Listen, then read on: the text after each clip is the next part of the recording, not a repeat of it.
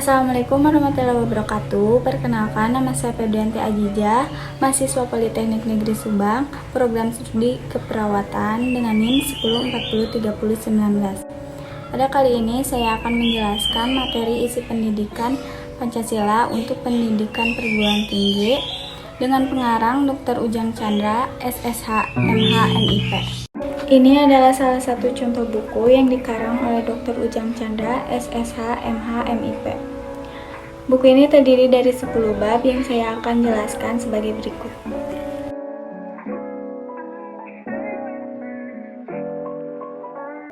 Bab pertama tentang orientasi terhadap pendidikan Pancasila. Pada bab ini menjelaskan tentang landasan dan tujuan Pancasila di perguruan tinggi. Adapun tujuan dari pendidikan Pancasila adalah untuk mengetahui Pancasila yang baik dan benar, yakni yang dapat dipertanggungjawabkan baik secara yuridis, konstitusional, ataupun secara objektif ilmiah. Bab kedua, memahami sejarah Pancasila sebagai lambang negara. Pada bab ini menjelaskan tentang memahami sejarah Pancasila sebagai lambang negara Indonesia.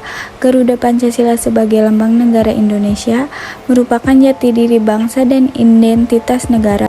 Kesatuan Republik Indonesia. Pancasila merupakan simbol cerminan kedaulatan negara di dalam tata pergaulan dengan negara-negara lain.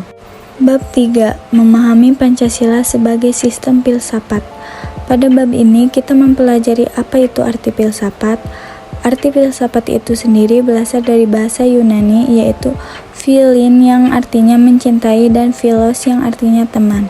Filsafat adalah sekumpulan sikap dan kepercayaan terhadap kehidupan alam yang biasanya diterima secara tidak kritis. Pancasila memuat ajaran yang mendasar, menyeluruh, dan sistem tentang manusia dengan segala aspek kehidupannya. Bab 4. Memahami Pancasila sebagai sistem nilai, norma, dan etika. Yang pertama ada nilai. Nilai adalah sifat atau kualitas yang melekat pada satu objek, bukan objek itu sendiri. Yang kedua ada norma. Norma adalah aturan berperilaku dalam kehidupan bermasyarakat, baik untuk individu ataupun kelompok.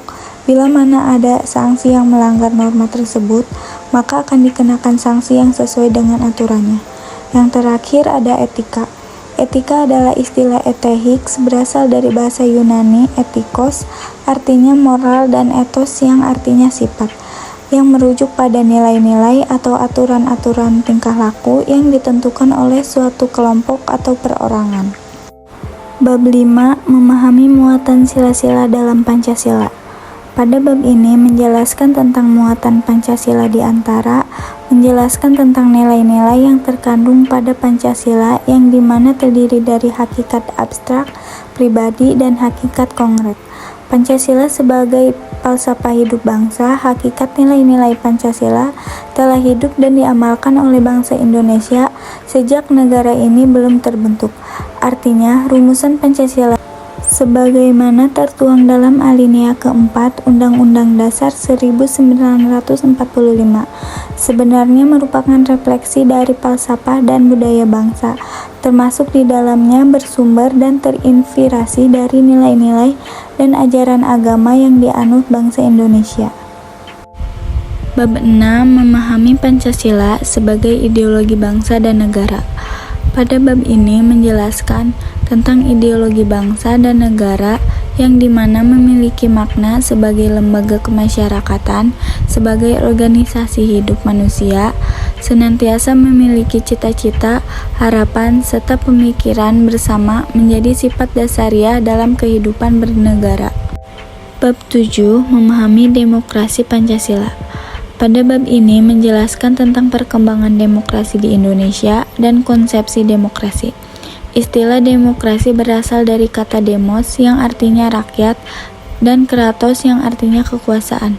Artinya, demokrasi adalah suatu bentuk pemerintahan politik yang kekuasaan pemerintahannya berasal dari rakyat, baik secara langsung maupun tidak langsung.